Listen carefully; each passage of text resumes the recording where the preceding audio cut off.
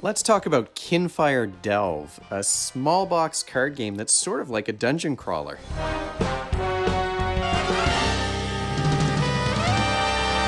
Welcome to Brains on Games. I'm Dr. Brian McDonald. In this episode, we're going to talk about a game that was sent to me not too long ago by the folks over at Incredible Dream. This is a game called Kinfire Delve, Vainglory's Grotto, and hopefully it won't be too reflective. You're going to see there's lots of foil accents on the box and on the cards that came in the box, so it's a very fancy small box game. It is a game for between 1 and 4 players, but each box will only allow you to play 1 or 2 players, so you need 2 boxes to play a 4-player game. It's a game that takes about an hour to play. The box says ages 14 and up, but I would say 12-year-olds can get this one figured out, especially since it's a cooperative game. Let's take a deeper look at Kinfire Delve, Vainglory's Grotto from Incredible Dream. This is a game that is light to medium, I would say, in terms of its complexity. It is a game that's about really pushing your luck in hand management, and there are a lot of piles of cards here, but it is, as long as you group them together when you put the box away, it's very quick to set up, and it doesn't take up too much space on the table. What you're trying to do in this game is defeat Vainglory. This is the main challenge in the game. You're kind of diving into this well, sort of like a dungeon, and you're fighting against all of these challenges and obstacles and traps in order to get to the bottom of this deck of cards, which will then allow you to battle. You're going to flip over Vainglory and find out which version of Vainglory you're going to be battling against, because there are 3 different versions in the box and they all have slightly different abilities. There are 2 hero decks. You're either going to play as Asha or as Kor, and I preferred Kor because he has a little creature that sits on his shoulder on a lot of the cards in his deck. But you could see this the artwork here. The cards are very shiny. There's foil embellishment. What you're trying to do, as I said, is get to the bottom of this deck, and you do that by playing cards from your hand and rolling dice.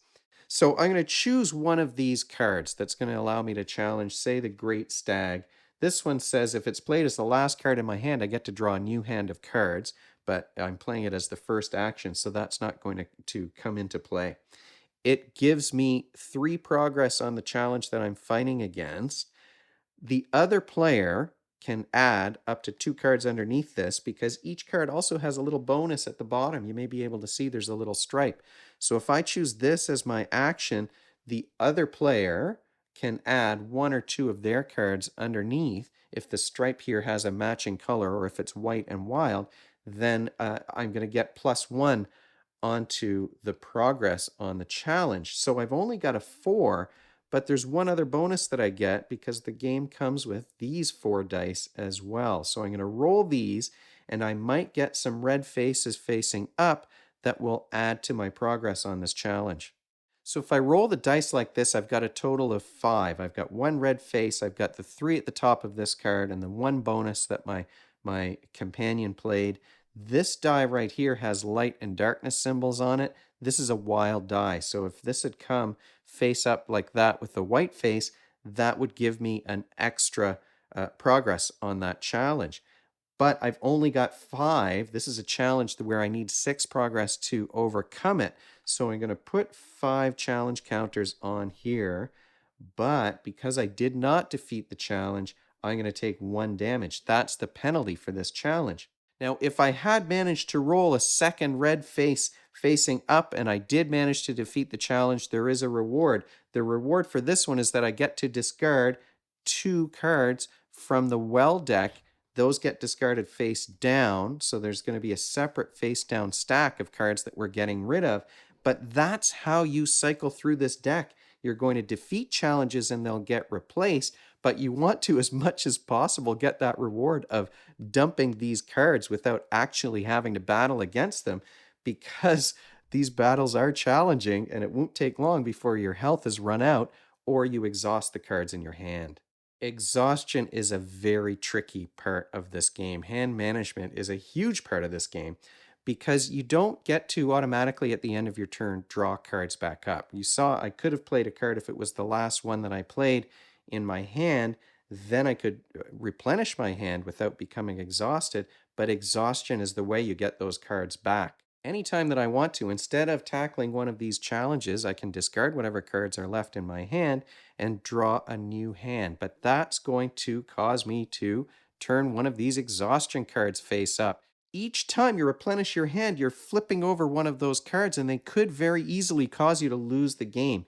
Every once in a while, there's a card that will come up from the well that will allow you to discard one of those. In this case, this event, this night garden, will allow me to discard one of the exhaustion cards, but then the card gets attached to Vainglory. It goes underneath her, and that's going to make the final challenge more difficult potentially at the end of the game. So I can lose by turning over too many exhaustion cards. I can lose by running out of hit points, and I'm only going to get to battle against Vainglory and have a chance to win once I get to the bottom of that deck. Once I can no longer draw a card to replace a challenge, now I'm going to get to battle against Vainglory. Once those last remaining challenges are discarded, then Vainglory gets flipped over and she gets surrounded by the final gauntlet cards that you have to overcome in order to win. This version of Vainglory, the cards that are attached underneath her don't affect anything. Instead, I'm going to have to replenish or refresh one of the gauntlet cards around her if a black face comes up on the wild die that I roll when I'm battling against these final challenges. You fight those final gauntlet cards just exactly the way that you do all of the cards from the well deck. You're playing cards from your hand with the matching color, and you're trying to overcome these numbers at the top. So it's probably going to take you multiple tries, and if I don't get these handmaids done on the first try, I'm going to take 2 damage each time. Once you've defeated the challenge, they get flipped over, and it's going to make Vainglory vulnerable to a particular color. So the handmaids don't do anything like that. But now, if I've defeated this one, she's vulnerable to red. If I defeat this one, she's going to be vulnerable to blue. So now I can start playing red or blue cards and whittle away at this number here at the top. What skills are you practicing when you play a game like Kinfire Delve? Uh, well, this is a game that heavily involves the executive functioning skills. Now, the executive functions are the skills and behaviors you need to work towards a goal, and defeating Vainglory is a very difficult goal in this game. You're budgeting your cards very carefully because each time you replenish your hand, you're going to become more exhausted. And so you have to decide, do I want to add a bonus to my companion's roll? It's very tough to decide those things because you're going to get a penalty if you don't overcome the challenge. But my goodness, dice hate me, and I never would roll very many of the right sides face up in order to overcome the challenge. So I could rarely rely on luck. I had to spend those cards. And luckily, every once in a while, I'd have a card that would come up that would allow me to replenish my hand without becoming exhausted. So the executive functions really are involved in terms of planning your turn and carefully managing your hand to make sure that your cards are giving you the maximum bonus before you're exhausted. When you're doing that, another aspect I think of executive functioning skills is this idea that you're evaluating the risk of what you're doing versus the potential reward. So it is risky to save your card, but the reward is you might not become exhausted. But of course, you always risk not having the right roll in order to complete the challenge. You might be hoping that a card turns up that will allow you to heal or to discard one of those exhausted cards, and you might be lucky enough for that to happen. But you can't really rely on luck too much. So you are evaluating the risk that you're taking versus the reward that you might get.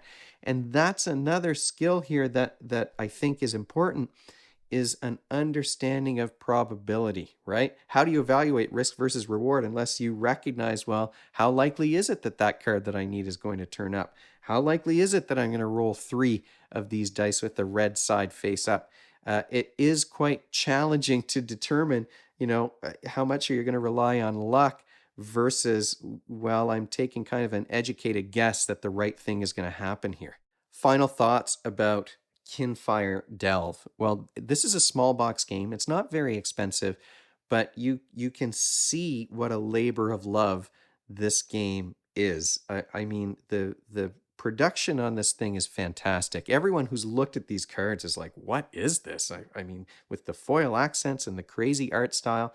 And I really, really, really, really like the art on these cards. You know, everything, whether we're talking about the backs of the cards with the foil backs, or the artwork on the creatures or the events, I- like they're a little weird and unsettling. And there's, roses growing, like the stag has these weird veiny antlers and roses growing out of its neck. The artwork is a little unsettling. Um, but I really, really liked it. It made me think. As soon as I looked at it, I thought, wow, like this is a game where it's almost like David Lynch was doing the art direction. And that is a huge compliment coming from me, because I do love David Lynch's films. But that's kind of what it reminded me of, this sort of strange, unsettling creatures. Ultimately, they're beautiful to look. This is a game that's beautiful to look at. It is a game that's not too hard to learn. The icons on the cards are very clear. The abilities on the cards are pretty clearly explained. I think there was one card that I wasn't sure about that I had to do some research on. But for the most part, very, very easy to understand and quick to set up. I mean, as long as you keep your hero decks together and the well deck together, it's very quick to take out and play. And that's part of what made it fun, I think, as a solo game. There are a lot of piles of cards here, as you can see, but it doesn't really take up too much space. As long as you put them away in an organized way, you can get them out pretty quick. And it's fun to play even as a solo game. I did find myself playing this more than once just on my own. I couldn't beat it as a solo game, so it is a challenge. Uh, Even when you're playing, well, maybe especially when you're playing solo, because you don't have those extra cards that your companion can play. But that idea of really pushing your luck, and ooh boy, if I can roll two of these red faces on the card, I'm gonna get what I want. But if I don't do that, I'm gonna be in trouble. Managing the hands and managing, like, balancing that risk of playing the extra card for the bonus versus you're going to become exhausted more quickly. A lot of fun to play this game, and really quite a challenge.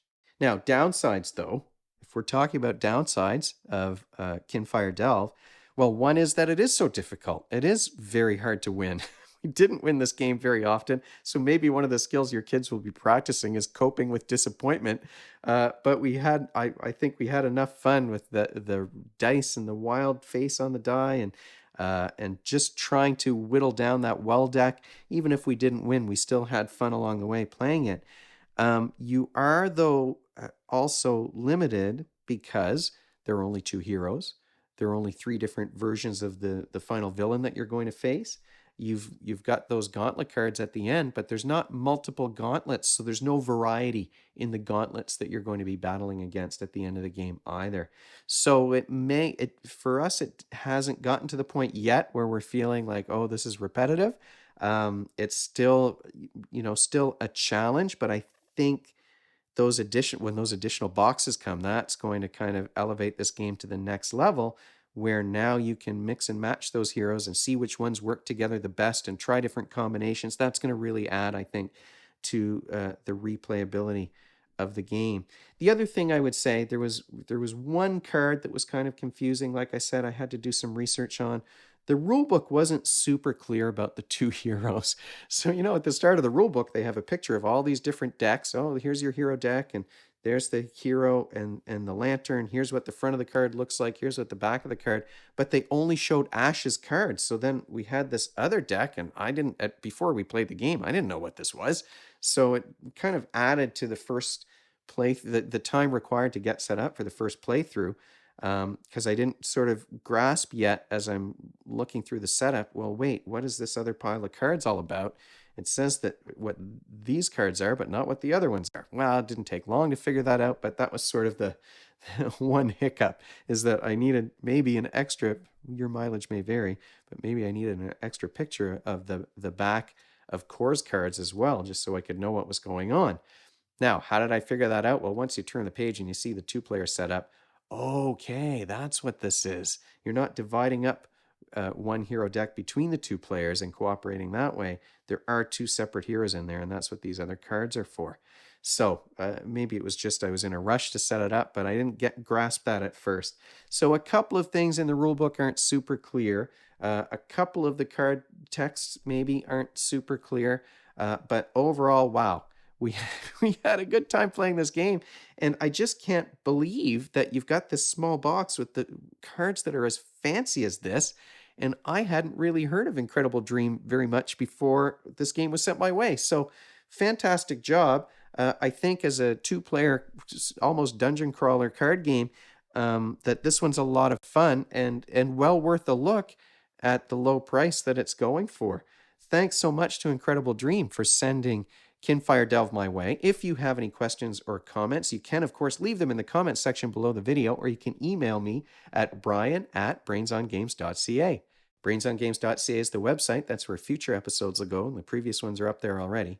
Brains on Games is the X handle and the Facebook page and the Instagram feed, so we're all over the place. And if you enjoyed this video and you want to be notified of future ones, you can head on over to YouTube and click that subscribe button. Thanks for joining me, and hopefully I'll see you next time.